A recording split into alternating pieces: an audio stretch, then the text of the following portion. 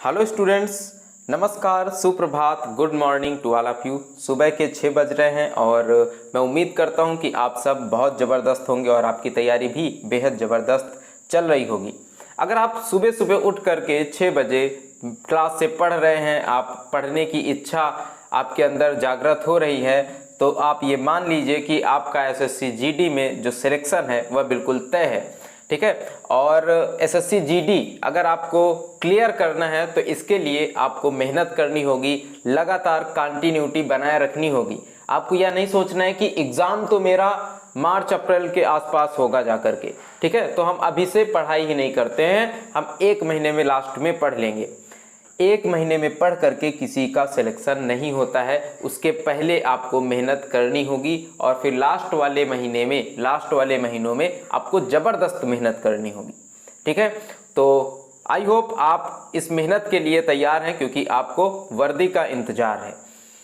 तो आज की इस क्लास को शुरू करते हैं और जो लोग नए जुड़ रहे हैं मैं उन्हें बता दूं कि रीजनिंग प्रीवियस ईयर क्वेश्चन को मैं यहाँ पर सॉल्व करवा रहा हूँ डेली सुबह 6 बजे।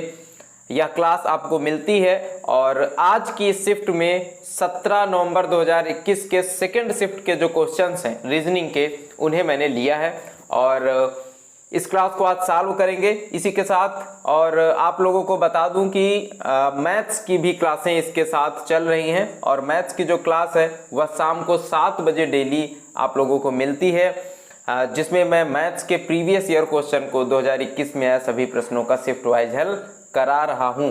तो अगर अभी तक आपने चैनल को सब्सक्राइब नहीं किया है तो सब्सक्राइब कर लें, क्योंकि ऐसी ही क्लासें आपको डेली मिल रही हैं और यह आपके सिलेक्शन के लिए बहुत ज़रूरी भी हैं। ठीक है, तो चलिए आज की क्लास को शुरू करते हैं और बढ़ते हैं पहले प्रश्न की तरफ। पहला प्रश्न आपके लिए पेश है और पहले प्रश्न में क्या बोला गया है कि समीकरण को सही बनाने के लिए किन 2 गणितीय चिन्हों को एक दूसरे से बदलने की आवश्यकता है। किन 2 चिन्हों को बदल दिया जाए एक दूसरे से कि यहां पर इस समीकरण का हल जो है वह -4 हो जाए। देखिए, अगर पहले ऑप्शन की बात करें, क्योंकि यहां पर तो ऑप्शन से ही चेक करना पड़ेगा, अगर पहले ऑप्शन की बात करें तो दिया गया है भाग और प्लस। अगर भाग और प्लस को बदल दें तो देखिए क्या हो जाएगा, 16 + 32 गुणे 128 और यहाँ पर कितना हो जाएगा भागित 9 - 17।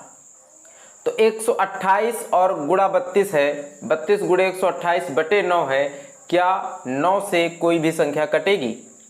नहीं कटेगी। इसका मतलब यहाँ पर जो भी आंसर आएगा वो पॉइंट में आएगा या फिर बटे में आएगा, भिन्न में आएगा। तो पहला ऑप्शन तो होगा नहीं। अब दूसरा देखेंगे, गुणा और माइनस को अगर बदल दे तो 16 भागित 32 - 128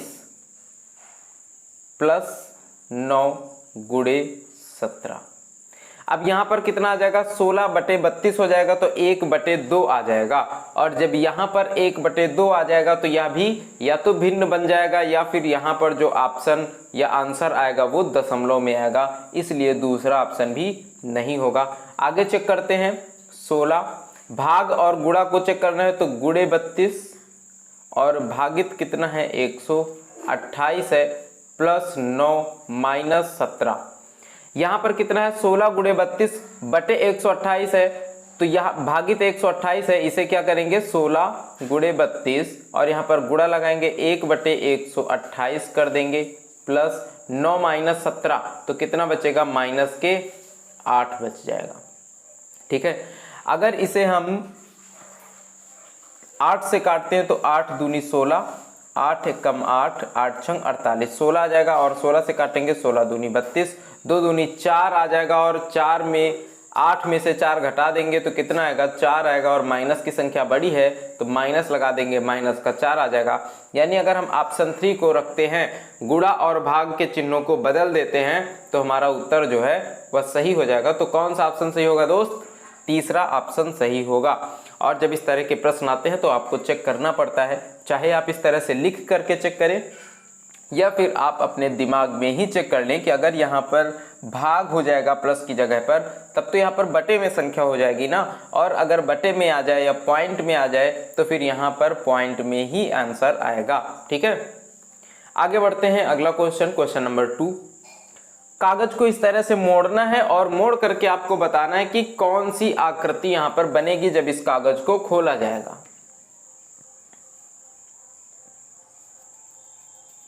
देखिए यह जो आयत बना हुआ है, यह आयत जो बना हुआ है, देखिए यहां पर आयत बना हुआ है। अब जब इस पेपर को खोला जाएगा तो मैंने क्या बताया था कि जब इस पेपर को खोला जाएगा तो जैसे यहाँ पर अभी तो पेपर इस तरह से फोल्ड है ना, इस तरह से, तो यह क्या है, जब इस तरह से पेपर ओपन होगा तो यह जो आयत है यहाँ पर बन जाएगा। यानी यह जो लाइन है यह इसके लिए दर्पण का काम करेगी, आप इस तरह से समझ सकते हैं। ठीक है, तो यह इस तरह से बन जाएगा और फिर यह जो लाइन बनी हुई है जब इसे ओपन किया जाएगा तो यह लाइन इसके लिए दर्पण का काम करेगी, और यहाँ पर जो इसके नज़दीक है, इस केंद्र के पास है, वह पास में बनेगा। यहाँ पर इस तरह से 4 आयत या 4 वर्ग बन जाएंगे। तो देखेंगे कौन से ऑप्शन में इस तरह से यह 4 वर्ग बने हुए हैं, इस तरह से बन जाएंगे। ठीक है, तो कौन से ऑप्शन में? ऑप्शन 1 में है, 2 में नहीं है, 3 में नहीं है, 4 में नहीं है। बस हमें और कुछ चेक भी नहीं करना है, केवल एक ही चीज हमने देख ली और उसी से हमारा आंसर सही हो गया। ठीक है, आगे बढ़ते हैं अगले क्वेश्चन में। बताइए इसमें कौन सा ऑप्शन सही होगा। एक बार प्रयास करिए, एक बार कोशिश करिए, क्योंकि लगातार आप 3-4 दिन से मैं आपको बता रहा हूं कि इस तरह का प्रश्न आप कैसे सॉल्व करेंगे, तो एक बार प्रयास करिए।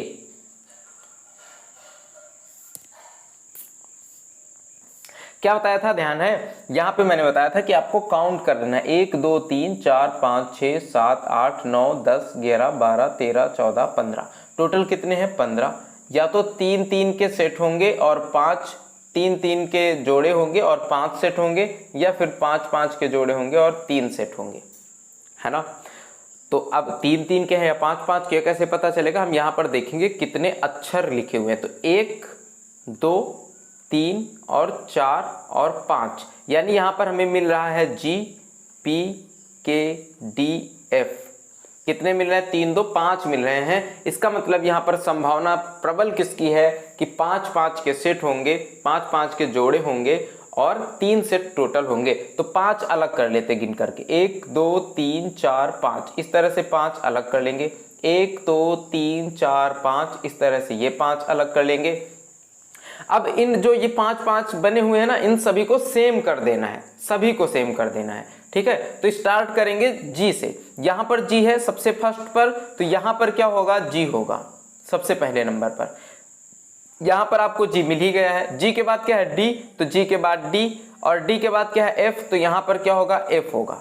G D F, G D F, यहां पर जी के बाद क्या होगा? डी, और डी के बाद क्या होगा? एफ, और उसके बाद क्या है? पी, फिर क्या है? के, तो यहां पर क्या हो जाएगा? एफ के बाद पी और के ऑलरेडी लिखा हुआ है, एफ के बाद क्या हो जाएगा? पी और के ऑलरेडी लिखा हुआ है। तो देखिए क्या क्या यहां पर फिल किया गया है? D F G P F P.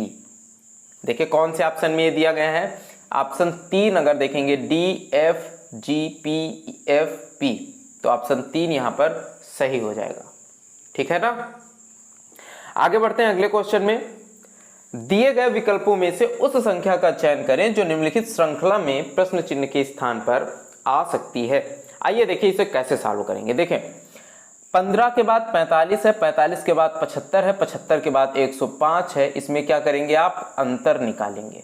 45 के बाद 75, 75 के बाद 105, उसके बाद क्वेश्चन मार्क, और बताना है कि यहाँ पर क्वेश्चन मार्क की जगह पर कौन सी संख्या आएगी। चलिए देखें, अंतर निकालेंगे, कितना आएगा? 30। 45 और 75 का अंतर निकालेंगे 30, यानी 15 प्लस 30 हो रहा है 45, 45 प्लस 30 75, 75 प्लस 30 105, तो 105 प्लस 30 कितना हो जाएगा? 135 हो जाएगा, और 135 ऑप्शन 1 है, सही हो जाएगा। ठीक है, आगे बढ़ते हैं अगले क्वेश्चन में।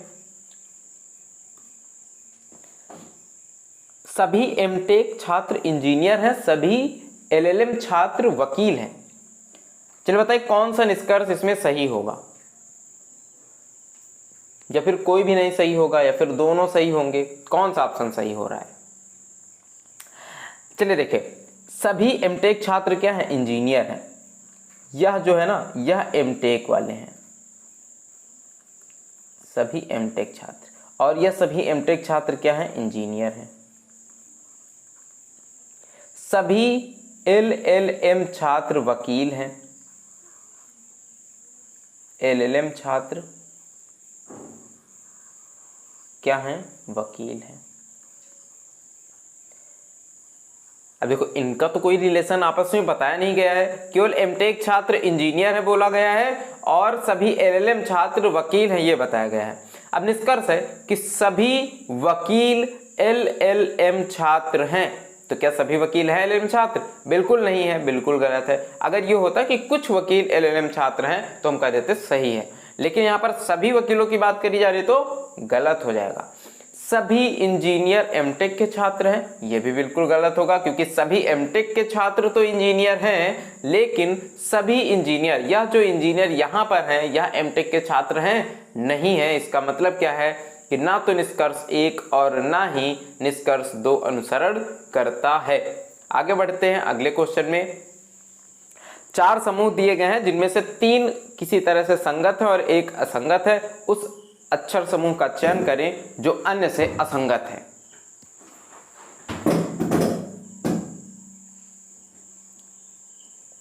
बता इसमें कौन सा ऑप्शन सही होगा?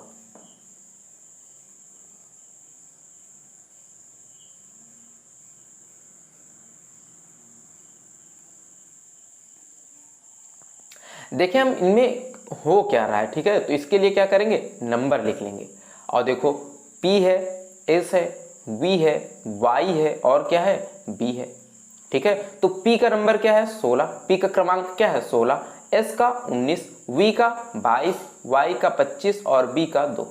16 से कितना बढ़ा? +3 हुआ, और 19 से कितना हुआ? +3, 9 3 12, 22 हो जाएगा, और 22 + 3 कितना होगा? 25, और 25 + 3 करेंगे तो 25 1 26, और 26 के बाद फिर कितना बढ़ेगा? 2 बढ़ जाएगा, कितना आ जाएगा? B आ जाएगा। अब +3 3 हो रहा है सब में, तो हमें देखना है जिसमें +3 ना हो रहा होगा वही होगा। ठीक है, N Q T W A। N क्या है? 14, 3 17, और 17 3 20, 20 3 23, और 23 3 26, यानी Z होना चाहिए। यहाँ पर क्या है? A है, इसका मतलब यही भिन्न होगा। बाकी में अगर देखें तो D G J M P, 4 और 4 3 7, 7 3 10, 10 3 13, 13 3 16, यहाँ पर भी फॉलो हो रहा है, मतलब बाकी सब में फॉलो होगा और ऑप्शन 2 में नहीं होगा। यहाँ पर कौन सा ऑप्शन सही होगा? ऑप्शन 2 सही होगा। ठीक है, आगे बढ़ते हैं। इस पैटर्न में आपको बताना है कि कौन सी संख्या प्रश्नवाचक चिन्ह में आ जाएगी, कौन सी संख्या प्रश्नवाचक चिन्ह में आएगी। देखिए, इसे थोड़ा सा सही से मैं लिख देता हूं, हो सकता है आपको कंफ्यूजन हो रहा हो। 81 33 56 3 6 4 54 11 क्वेश्चन मार्क। इसमें आपको बताना है कि इस क्वेश्चन मार्क की जगह पर कौन सी संख्या आएगी।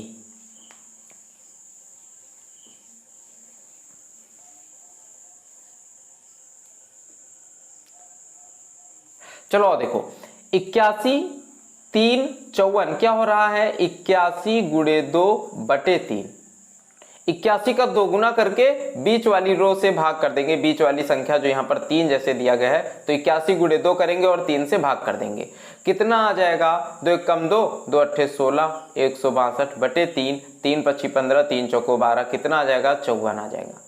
इसी तरह से यहाँ पर 33 है, 33 का 2 गुना करेंगे और 6 से भाग कर देंगे, कितना आ जाएगा? 66/6 यानी 11 आ जाएगा।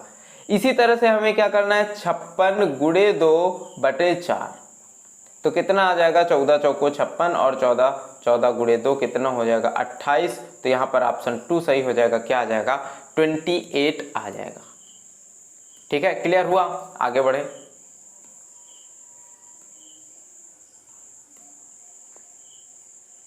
एक निश्चित भाषा में कोच को 90 लिखा जाता है। COACH को क्या लिखा जाता है? 90। POST को क्या लिखा जाता है 210। उसी कूट भाषा में NOISE नॉइज को क्या लिखा जाएगा। अब देखिए इन्हें अगर सॉल्व करना है ना तो आपको क्या करना होगा, सबसे पहले इनका क्रम संख्या लिखनी होगी। अब बताइए सी कौन से स्थान पर है, तीसरे, 15, 1, 3, 8। अब देखेंगे कि यहाँ पर 90 क्यों लिखा जा रहा है, इसे क्या जोड़ करके लिखा जा रहा है, गुणा करके, भाग करके, क्या करके लिखा जा रहा है। अगर इसे जोड़ेंगे, सबसे पहले क्या करेंगे, जोड़ेंगे तो 15 और 3 18, 1 19, 19 3 22 और 8 कितना होगा, 30 होगा। 30 होगा इनका योग, और क्या किया जा रहा है, गुणे 3, 30 3 90 किया जा रहा है। अब आगे देखेंगे क्या यही फॉलो हो रहा है, तो P का 16, 15, 19 और 20, इन सबको जोड़ेंगे तो 9 5 14 और 6 20 का 0 हाथ से लगे 2 2 4 1 5 6 7, कितना आएगा, 70 आया। और 70 का कितने गुना किया, 3, तो कितना आ गया, 21 आ गया। मतलब इनको जोड़ना है, जो भी यहाँ पर नंबर आए उनको जोड़ना है और 3 से गुणा कर देना है, बस वही हमारा आंसर होगा। तो 14, 15, 9, एस है 19, 5, सबको जोड़ लेंगे, कितना आएगा, 5 9 5 14 और 14 14 6 20 3 23 5 28 और 28 4 32 के 2 हाथ से लगे 3 1 4 5 6, कितना आएगा, 62। और इसे गुणा कर देंगे 3 से तो कितना आ जाएगा, 3 दूनी 6 3 6 18, यानी 186 ऑप्शन 1 यहाँ पर सही उत्तर हो जाएगा। ठीक है, अगला प्रश्न, एक विशिष्ट कूट भाषा में। देखिए इन प्रश्नों में तो ज्यादातर पता क्या होता है, बस वही हमें छांट करके लिख लेना होता है। डिस्क को @ हैज प्लस % यहाँ पर लिखा गया है, RAIN, रेन को क्या लिखा जा रहा है, डॉलर माइनस गुणा, और क्या लिखा जा रहा है, स्टार।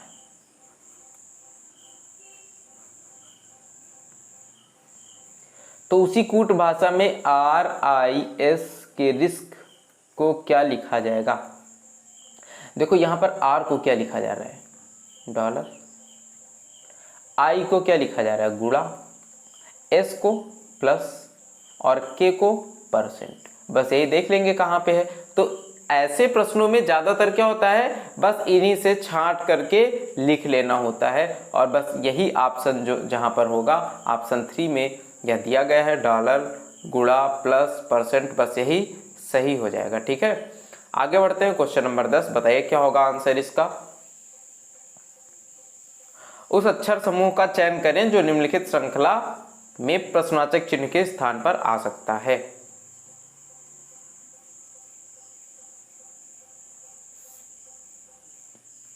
BKR DNV FQZ, बताएं क्या होगा। चलो देखो यहां पे सबसे पहले क्या करेंगे, नंबर लिख लेंगे, 2 11 18 4 14 22 6 17 26 और यहाँ पर 10 23 8। इधर देखो क्या हो रहा है, 2 प्लस यहाँ पर कितना हो रहा है, 2, 4 प्लस 2, इसका मतलब 6 प्लस कितना होगा, 2, 8, और 8 का मतलब क्या होगा, H। ठीक है, और 8 के बाद यहाँ पर देखिए प्लस 2 कितना हो रहा है, 10 हो रहा है। क्लियर है, आगे देखो 11 प्लस 3 14 और 14 प्लस 3 17, तो 17 प्लस 3 कितना होगा, 20 होगा, और 20 का मतलब T, तो H के बाद T, और H के बाद T से एक ही ऑप्शन यहाँ पर आपको मिलेगा, ऑप्शन 3, और ऑप्शन 3 यहाँ पर सही हो जाएगा। T के बाद क्या आ जाएगा, D आ जाएगा। ठीक है, आगे बढ़ते हैं। देखिए जरूरी नहीं है कि हम पूरे प्रश्न को लास्ट तक सॉल्व करें, हमें ऑप्शन देखना है और देखना है कि यह जो प्रश्न है, जो इनका ऑप्शन है वह हमें कहाँ तक मैच करना है। जैसे यहाँ पर H आता तब तो 3 ऑप्शन थे ना, लेकिन H के बाद जैसे हमने T निकाला तो एक ही ऑप्शन बचा है, बस यही हमारा सही होगा, ये 100% है। तो हम क्या करेंगे, आगे इसे सॉल्व करने में अपना टाइम वेस्ट नहीं करेंगे। ठीक है, इस प्रश्न में बताइए क्या होगा, कौन सा ऑप्शन इसमें सही होगा। चलिए कमेंट करके बताइए कौन सा ऑप्शन सही होगा। 11 नंबर प्रश्न में कौन सा ऑप्शन सही होगा आपको कमेंट करके बताना है। ठीक है, इस प्रश्न को मैं स्किप कर रहा हूं, नहीं बता रहा हूं। ये प्रश्न आपको बताना है कमेंट करके, यह आपका होमवर्क है या फिर यह आपका क्लास वर्क है, जो भी समझ लीजिए। अगर आप क्लास ले रहे हैं तो आपको तुरंत बताना है। ठीक है, और होमवर्क इसलिए क्योंकि घर में बैठ करके क्लास ले रहे हैं, तो घर में बैठ करके आपको सॉल्व करना है, आपका होमवर्क भी हो गया। चलिए बताइए कौन सा इसमें सही होगा ऑप्शन, कौन सा ऑप्शन इसमें सही होगा, आपको यह बताना है क्वेश्चन नंबर 11 में। बढ़ते हैं अगले प्रश्न की तरफ। ओहो, अगला प्रश्न कितना भारी भरकम आया है, कई बार तो इसे देख करके चक्कर आने लगेंगे। इतना बड़ा प्रश्न कैसे सॉल्व होगा भैया जी। और काफी सारे लोग ऐसे हैं जो इसमें इतना ज्यादा टाइम वेस्ट कर देंगे कि उनका अदर सेक्शन सॉल्व करने के लिए टाइम ही नहीं बचेगा। ठीक है, और चलिए इसे सॉल्व करता हूं, बताता हूं कैसे आपको सॉल्व करना है और कैसे आपको फटाफट से इसमें आंसर आपको बताना है। ठीक है, देखो 12 दोस्त बैठे हैं, 2 समांतर रेखाओं में बैठे हैं, हर पंक्ति में 6-6 लोग हैं, उनका चेहरा एक दूसरे की तरफ है। पंक्ति 1 में ABCDE और F बैठे हैं और उन सभी का चेहरा उत्तर की ओर है। पंक्ति 2 में OPQRST बैठे हुए हैं, उनका चेहरा दक्षिण की ओर है। लेकिन यह आवश्यक नहीं है कि वे इसी क्रम में हों। आगे बोला जा रहा है C B के दाईं ओर तीसरे स्थान पर है, C E या A के बगल में नहीं है, P C के दाईं ओर तीसरे स्थान पर है। अच्छा बताइए जो P है P S के दाईं ओर तीसरे स्थान पर है। P और S कहाँ पर है, पंक्ति 2 में है, और पंक्ति 2 में जो लोग बैठे हैं उनका मुंह किधर है, दक्षिण की ओर है। अब अगर P S के दाईं ओर तीसरे स्थान पर है और S इधर हो तो S का दाईं ओर किधर होगा, अगर यह दक्षिण की ओर देख रहा है तो 1 2 और तीसरे स्थान पर कौन है, P है। किसी भी पंक्ति के बिल्कुल अंत में ना तो P ना ही S बैठा है, इसका मतलब इसके इस तरफ और S के इस तरफ भी कोई न कोई व्यक्ति जरूर बैठे हैं।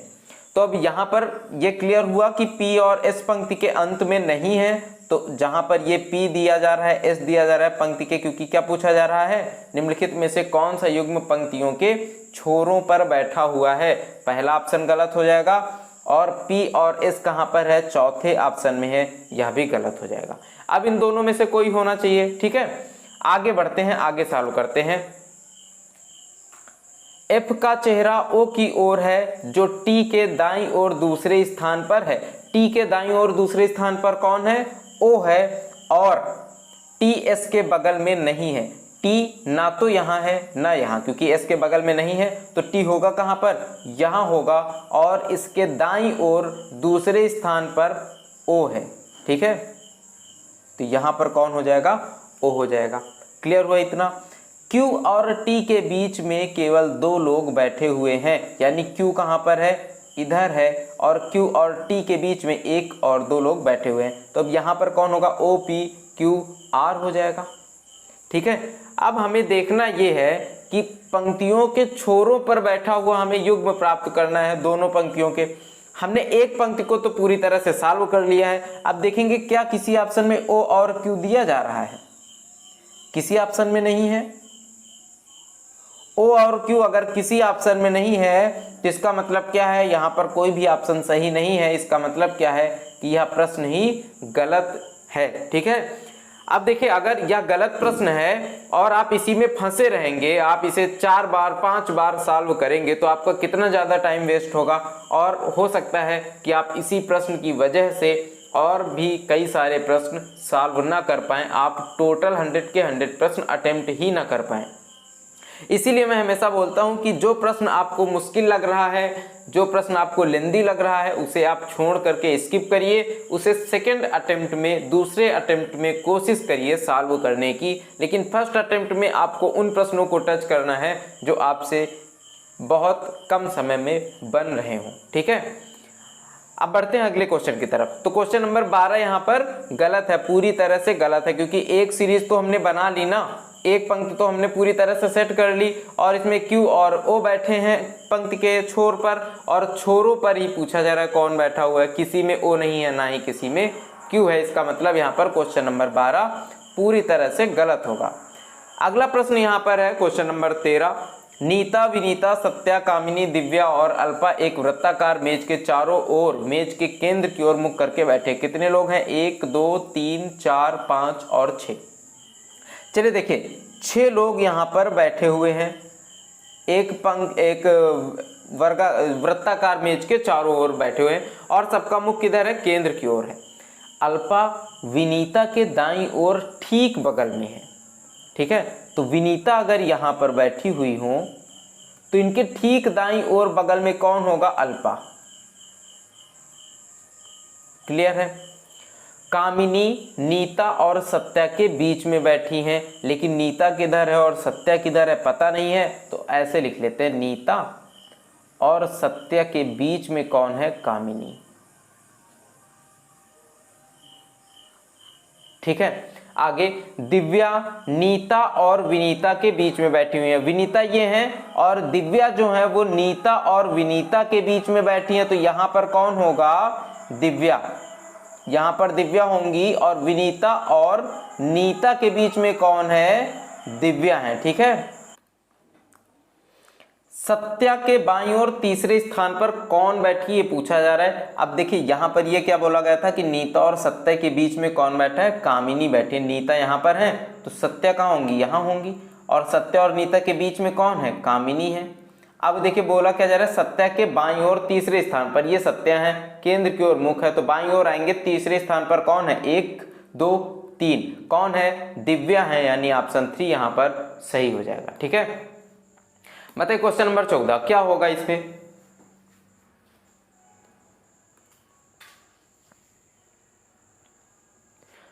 चलो देखो क्या दिया गया है? 14 33 71 147 299 क्वेश्चन मार्क। इनका अंतर निकालें। अंतर निकालेंगे कितना आएगा? 19। अंतर निकालेंगे कितना आएगा? 38। अंतर निकालेंगे कितना आएगा? 6 और 7 76। फिर से अंतर निकालेंगे तो कितना आएगा? 2 5 1 152 आया। हो क्या रहा है? क्या हो रहा है? 19 का 2 गुना करेंगे कितना आएगा? 38। और 38 का 2 गुना करेंगे 76। 76 का 2 गुना करेंगे 152। इसका मतलब आगे जो संख्या जुड़ी है वो क्या है? 152 का 2 गुना, यानी 2 दूनी 4, 2 पंचे 10 के 0 हासिल 1, 2 कम 2 1 3 304।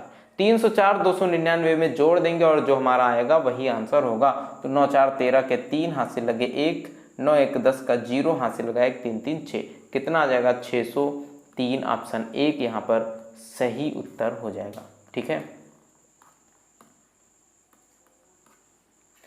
क्वेश्चन नंबर 15 क्या होगा? जिस प्रकार आर के एम से VFS संबंधित है उसी तरह से PSQ से कौन सा यहाँ पर शब्द जो है या कौन से अक्षर संबंधित होंगे? RKM VFS PSQ क्या करेंगे? क्रमांक लिख लेते हैं। 18 11 13 22 6 और 19 16 19 17। यहाँ पर देखिए क्या हो क्या रहा है? 18 है प्लस कितना हुआ? 4 प्लस 4 हुआ, तो 16 प्लस 4 करेंगे तो कितना आएगा? 20। और क्या टी दिया गया है? कहीं पर टी दिया गया है 2 जगह पर। ठीक है, हो सकता है। 11 है, 11 में से क्या हुआ? माइनस के 5 हुआ है, तो 19 में से 5 घटा देंगे, कितना बचेगा? 14 बचेगा। और 14 का मतलब n, तो TN से एक ऑप्शन स्टार्ट हो रहा है, यही उत्तर हो जाएगा। थोड़ा सा और आगे चेक कर लेते हैं। m कितना है? 13, और 13 कितना है यहाँ पर? प्लस कितना हो रहा है? 6 हो रहा है, तो यहाँ पर 17 प्लस 6 कर देंगे, कितना होगा 7 6 13 यानी 23, और 23 का मतलब W, तो TNW यहाँ पर ऑप्शन 4 दिया गया है। यही हमारा क्या होगा, उत्तर हो जाएगा। ठीक है, क्लियर हुआ। चलिए आगे बढ़ते हैं अगले प्रश्न में। क्वेश्चन नंबर 16, उस वेन आरेख का चयन कीजिए जो इसे सबसे अच्छी तरीके से, सबसे सर्वोत्तम ढंग से निरूपित कर रहा है। स्तनधारी, जेब्रा और पशु।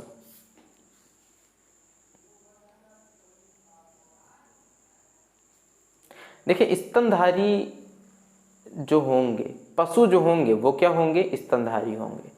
इसका मतलब है कि अगर यह बड़ा वाला वृत्त स्तनधारी को निरूपित करे तो स्तनधारियों के अंदर ही क्या आएंगे, पशु। ठीक है, अगर आप कहें कि इंसान भी स्तनधारी है तो इंसान भी क्या है, पशु है। ठीक है, तो पशु क्या होंगे, जितने भी पशु हैं सबके सब क्या होंगे, स्तनधारी होंगे। और पशुओं के अंदर ही क्या आएगा, जेब्रा आ जाएगा, क्योंकि जेब्रा क्या है, पशु है। तो यहां पर ऑप्शन 1 सबसे सही, सबसे उचित इसका वेन आरेख होगा। ठीक है, आगे बढ़ते हैं। क्वेश्चन नंबर 17, उस विकल्प को चुने जिसमें दी गई आकृति अंतः स्थापित है, घुमाने की अनुमति नहीं है। जो आकृति बननी चाहिए वह इस तरह से बननी चाहिए। इसे बड़े ध्यान से देखें क्योंकि गलती होनी नहीं चाहिए।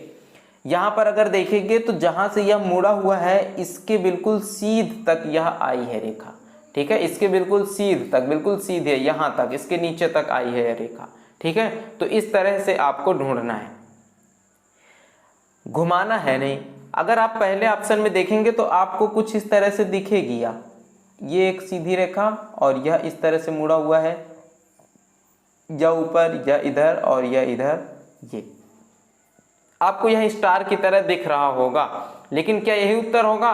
तो इधर देखिए, क्या यहां से अगर हम ये सीधी रेखा खींचें तो क्या यह ज्वाइंट इसमें मिल रहा है? नहीं मिल रहा है ना। या भी अगर खींचे तो क्या मिल रहा है? नहीं मिल रहा है। इसका मतलब ऑप्शन 1 तो नहीं होगा।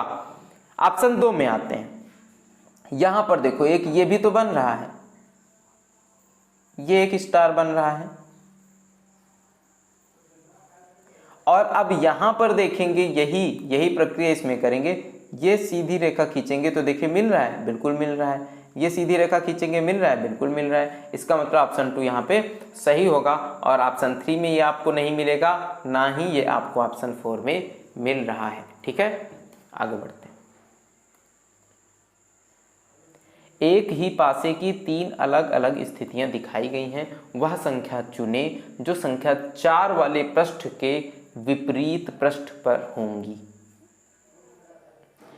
4 के विपरीत कौन सी संख्या होगी? देखिए आपको कहीं भी पासे में 4 नहीं दिख रहा होगा। अब आप इन पासों में एक सतह कामन वाले 2 पासे ढूंढ लीजिए कि कौन से ऐसे 2 पासे हैं जिनमें एक सतह कामन है। पहला और तीसरा एक सतह कामन है, और कौन सी सतह है? 2 और 2।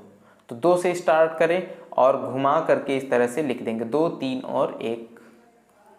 2 से स्टार्ट करेंगे, इधर लिखते जाएंगे तो 2 5 6। इसका मतलब 6 के विपरीत क्या है? 1। 5 के विपरीत क्या है? 3। और एक अंक यहाँ पर गायब है, कौन सा? 4 और 2 2 बार है, तो 2 के विपरीत क्या होगा? 4 होगा, क्योंकि 4 पीछे छुपा हुआ है और दोनों बार ही फेस कौन सा फलक कर रहा है? कौन सी सतह कर रही है? 2 कर रही है। तो 4 के विपरीत वाला पृष्ठ कौन सा होगा दोस्त? 2 होगा। ऑप्शन 2 यहाँ पर राइट आंसर हो जाएगा। आगे बढ़ते नेक्स्ट क्वेश्चन में। इसमें बोला जा रहा है कि दर्पण इसके दाईं ओर रखा गया है और दर्पण प्रतिबिंब का चयन कीजिए। दर्पण इधर रखा हुआ है और दर्पण प्रतिबिंब बताना है कौन सा होगा। पहला ऑप्शन तो पहले ही गलत हो जाएगा। 5 देखिए कैसे बना हुआ है, उल्टा बना हुआ है। अगर 5 बनेगा इस दर्पण प्रतिबिंब में तो 5 सबसे पहले बनेगा, लेकिन इस तरह से बनेगा। और इसके बाद W जैसा है वैसे का वैसा ही बन जाएगा। और P देखिए इस तरफ है ना, दर्पण के पास क्या है इसका? यह जो राउंड वाला पार्ट है दर्पण के नजदीक है, तो यह राउंड वाला पार्ट जो है यह दर्पण की तरफ बनेगा ऐसे। ठीक है, इसके बाद ये 4 है। 4 की ये लाइन दर्पण की तरफ है, तो लाइन दर्पण की तरफ बनेगी और ये ऐसे बनेगा। अब हम यहाँ तक मिला लेते हैं कि कौन कौन से ऑप्शन में मैच कर रहा है। ये यहाँ पर 5 तो मैच कर रहा है, इसके बाद यहाँ पर m बना दिया है, जबकि w का क्या बनेगा, w ही बनेगा, तो ऑप्शन 2 रॉन्ग हो जाएगा। 3 और 4 में 5 w p तक सेम है, और 4 देखिए यहाँ पर इस तरह से बनेगा, और ऑप्शन 4 में यह दिया गया है, ऑप्शन 3 में यह 4 पलट दिया गया है, इसका मतलब गलत हो जाएगा। ठीक है, आगे बढ़ते हैं। आगे बताइए कौन सा ऑप्शन इसमें सही होगा।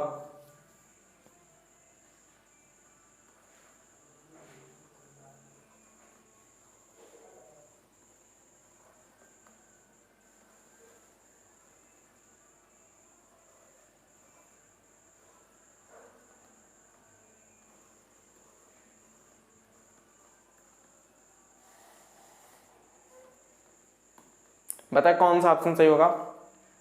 चलो देखो यहाँ पे नंबर लिख लें, 19, 9, 14, 7, 5, 18। इधर नंबर लिखें 20, 11, 18, 15, 21 और यहाँ पर 24। देखो क्या हो रहा है, 19 + 1 हो रहा है, +1, और 9 + 2, 19 + 1 फिर 9 + 2 11, 14 + 4 18 और 7 + 8 यानी 1 दूनी 2, 2 दूनी 4, 4 दूनी 8, इस तरह से बढ़ रहे हैं। और फिर कितना बढ़ेगा, 8 दूनी 16 और 16 5 कितना होगा 21, फिर 16 दूनी कितना बढ़ेगा 32 बढ़ेगा, और 18 में से 32 बढ़ा देंगे तो 32 का मतलब क्या है, 32 में से 26 को घटा दिया जाए, क्योंकि 26 के बाद फिर से रिपीट होगा। 32 में से अगर 26 घटा दें तो कितना बचेगा, 6 बचेगा, तो 18 में से 6 बढ़ जाएगा और कितना होगा 24 हो जाएगा। इसी तरह से बढ़ाना है। यहाँ पर क्या है 18, 15, 15, 11, 9, 5। 18 में कितना बढ़ाना है, एक तो क्या होगा 19 s आ जाएगा। ठीक है, सब में s है, फिर सब में q है, और फिर s r से 2 2 अलग हो जाएंगे, तो यहाँ पर कितना आ जाएगा, o के बाद q आ जाएगा, 2 बढ़ जाएगा, फिर इसमें 4 बढ़ेगा तो फिर कितना आएगा s आएगा, और यहाँ से आपके ये 2 ऑप्शन गलत हो जाएंगे, s q s होगा। ठीक है, और इसमें कितना बढ़ेगा, 8 बढ़ेगा, तो 11 और 8 कितना होगा 19 होगा, फिर कितना आ जाएगा s आ जाएगा। तो डबल s वाला कौन सा ऑप्शन है, ऑप्शन 2 है, बस यही राइट आंसर है। टिक करेंगे और आगे बढ़ जाएंगे। Question number 21। चलो देखो, एक संख्या को उसके 4 गुने से घटाया जाता है। संख्या अगर x मान लेते हैं तो इसको क्या किया जाता है, इसके 4 गुने से माइनस किया जाता है, और फिर प्राप्त संख्या को उसकी परिणामी संख्या की अगली संख्या में जोड़ा जाता है। यह संख्या जो हमें प्राप्त हुई है, यहाँ से कितना प्राप्त हुआ होगा, कितना प्राप्त होगा 3x, 4x - x कितना होगा 3x, और 3x में इसकी अगली संख्या जोड़ देंगे, यानी 3x + 1 इसमें क्या करेंगे, जोड़ देंगे, +3x + 1 इसमें ऐड कर देंगे। यदि उसका उत्तर 91 प्राप्त होता है, यहाँ से मिला कितना 91 मिला है, तो कितना हो जाएगा 3 3 6x बराबर, ये 1 जा करके इधर घट जाएगा, कितना होगा 90, तो x बराबर कितना आ जाएगा 15, और यहाँ पर संख्या क्या होगी 15 हो जाएगी। आरंभिक संख्या कितनी थी, x मानी थी ना, और x बराबर क्या है 15 है। समझ गए होंगे। देखिए 4 गुने में से संख्या को घटाया गया और फिर उसकी अगली संख्या इसमें जोड़ दी गई। परिणामी संख्या यहाँ से क्या मिलेगी 4x - x, और इसमें क्या जोड़ा गया 4x - x + 1 यानी 3x + 1 इसमें से जोड़ दिया गया है, तो प्राप्त क्या होगा 91। किसी भी संख्या की अगली संख्या अगर हमें पता करना हो तो क्या करेंगे, एक ही तो जोड़ेंगे। जैसे 4 के बाद पूछा जाए, 4 में अगली संख्या जोड़ दी जाती है, तो कौन सी संख्या जोड़ेंगे 4 + 1 यानी 5 इसमें जोड़ देंगे। ठीक है ना, तो अगली संख्या निकालने के लिए +1 किया जाएगा, इसीलिए यहाँ पर 3x + 1 ऐड किया गया है। ठीक है, आगे बढ़ते हैं अगले क्वेश्चन में। C B का भाई है और D E के दादा या नाना है, B D की बहू है और A E के पिता हैं। C का E से क्या संबंध है। C किसका भाई है, B का,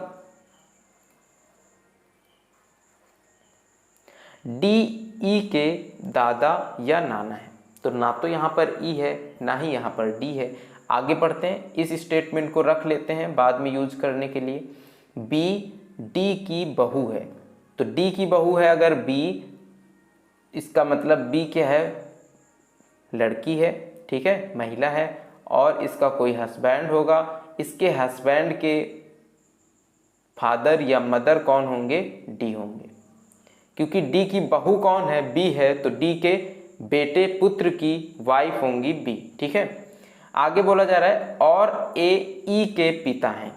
ए कौन है, ई का पिता है। अब डी जो है वो ई के दादा या नाना है और ए जो है ई के पिता हैं। इसका मतलब डी यहाँ पे आ गया ना, तो ए के पिता कौन है, ए ई के पिता हैं। इसका मतलब ई कहाँ पर होगा, यहाँ पर, क्योंकि ई के दादा या नाना कौन होंगे, डी होंगे। तो ई के पिता अगर ए हैं तो ए कौन होगा, बी का हस्बैंड होगा, ठीक है। सी का ई से क्या संबंध है, ई कौन है पता नहीं, लेकिन सी का क्या संबंध है ई से ये पूछा जा रहा है। तो ई के पिता हैं ए, ई की माता है बी, और बी का भाई है सी, यानी ई के माता का भाई। माता का भाई कौन होता है, मामा। तो ई के मामा है कौन, सी, यानी ऑप्शन 4 यहाँ पर राइट हो जाएगा। क्लियर हुआ। आगे बढ़ते हैं। वह संख्या या वह विकल्प चुने जिसका तीसरी संख्या से ठीक वैसा ही संबंध है जैसा कि दूसरी संख्या का संबंध पहली संख्या से है। वैसी ही संख्या यहां पर चुननी है। देखो 77 है ना, 77/7 कितना है, 11। तो 259 बटे कितना कर देंगे, 7। 7 त्रिका 21, 7 सत्ती 49, कितना आ जाएगा, 37। ऑप्शन 2 सही हो जाएगा, ठीक है। आगे बढ़ते हैं। नेफ्रोलॉजिस्ट का गुर्दे से वही संबंध है जो कार्डियोलॉजिस्ट का किससे संबंध है। नेफ्रोलॉजिस्ट कौन होता है, जो गुर्दे संबंधी बीमारियों या गुर्दे से रिलेटेड जो डॉक्टर होता है उसे क्या कहा जाता है, नेफ्रोलॉजिस्ट कहा जाता है। इसी तरह से कार्डियोलॉजिस्ट किसे कहा जाता है, जो हृदय से रिलेटेड बीमारियों का पता लगाता है, या फिर हृदय से रिलेटेड जो डॉक्टर होता है उसे क्या कहा जाता है, कार्डियोलॉजिस्ट बोला जाता है। तो कार्डियोलॉजिस्ट का संबंध किससे होगा, हृदय से होगा, ठीक है। लास्ट क्वेश्चन की तरफ बढ़ते हैं और लास्ट क्वेश्चन में क्या दिया गया है, उस विकल्प का चयन कीजिए जिसमें निम्नलिखित शब्दों का वह क्रम दिया गया है जिस क्रम में वे अंग्रेजी शब्दकोश में आते हैं। सब में स्टार्टिंग किससे हो रही है, 3 और 2 से, 3 या 2, 3 3 या 2 2, ठीक है। तो सबसे पहला हमारा काम क्या होगा कि हम देखेंगे कि 3 और 2 में से कौन पहले आएगा। केवल 3 को देखेंगे और केवल 2 को। तो 3 में क्या है, यूएनई के बाद एक्स है, यहाँ पर सी है। तो सबसे पहले कौन आएगा, 2 आएगा। तो पहला ऑप्शन गलत। अब 2 के बाद तो सब में 5 है ना, तो 2 तो हमने लिख लिया, 2 को हटा देते हैं। उसके बाद 5 को भी हटा देते हैं, 5 को भी चेक नहीं करना है, सब में 5 5 है। उसके बाद अब क्या चेक करना है, 1 और 3 में कौन पहले आएगा। तो यूएनई एक्स इधर है वी, तो एक्स पहले आता है या वी पहले आता है ना। इसका मतलब पहले कौन आएगा दोस्त, 1 आएगा। 2 के बाद 5, 5 के बाद 1, ऑप्शन 2 यहाँ पर रॉन्ग हो जाएगा। अब 1 के बाद हमें देखना है कि चौथा पहले आएगा या तीसरा पहले आएगा, 1 को भी हटा देंगे। चौथा और तीसरा, तो यूएनई एक्स पी तक तो सेम है, उसके बाद इधर 3 में है एल और 4 में है ई पहले आता है या एल, तो ई पहले आता है, यानी चौथा इसके बाद होगा। 2 5 1 4 3, कौन सा ऑप्शन होगा 2 5 1 4 3 के लिए, तीसरा होगा, चौथा भी गलत हो जाएगा। तो यह थे आज की शिफ्ट के 25 प्रश्न। और क्लास कैसी लगी है जरूर बताइएगा, और क्लास को लाइक भी करिएगा अगर आपको पसंद आ रही है तो। अगर आपको लग रहा है कि यह क्लासेस हेल्पफुल हो सकती हैं किसी अदर पर्सन के लिए भी, किसी आपके मित्र के लिए भी जो SSC GD की तैयारी कर रहा है, तो प्लीज़ उसके साथ भी इन क्लासों को ज़रूर से शेयर करिएगा। और अगर चैनल पर नए हैं तो सब्सक्राइब भी करिएगा। एक बार फिर से आप लोगों को रिमाइंड कर दूं, बता दूं कि एसएससी जीडी की प्रीवियस ईयर मैथ्स की क्लासें डेली शाम को 7 बजे चल रही हैं। 2021 में गणित के सभी प्रश्नों को उसमें मैं शिफ्ट वाइज सॉल्व करवा रहा हूं।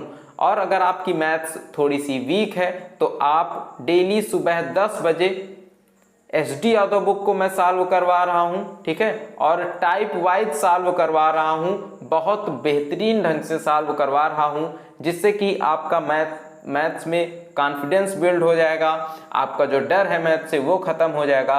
तो अगर आपकी मैथ वीक है तो आप इस सीरीज को कंटिन्यू कर सकते हैं, ठीक है। डिस्क्रिप्शन में आपको सभी सीरीजों की प्लेलिस्ट मिल जाएगी, चाहे वो मैथ्स की हो या रीजनिंग की हो या फिर SD यादव बुक का सॉल्यूशन की सीरीज हो, ठीक है। तो अपने हिसाब से जो आपको ठीक लगे ज्वाइन कर लीजिएगा। ज्वाइन का मतलब ये है कि बिल्कुल फ्री है, आपको कोई भी फी नहीं देनी है इसके लिए, बस आपको लगातार जुड़े रहना है और अपना जो भी शेड्यूल हो, आपको अगर आपका टाइम नहीं मैनेज हो पा रहा है इसी समय, तो आप जिस टाइम फ्री हो उस टाइम इन क्लासों को देखिएगा और इसका फ़ायदा उठाइएगा, ठीक है। और मैं मिलूंगा आप लोगों को नेक्स्ट क्लास में, तब तक के लिए बाय बाय, टेक केयर, जय हिंद।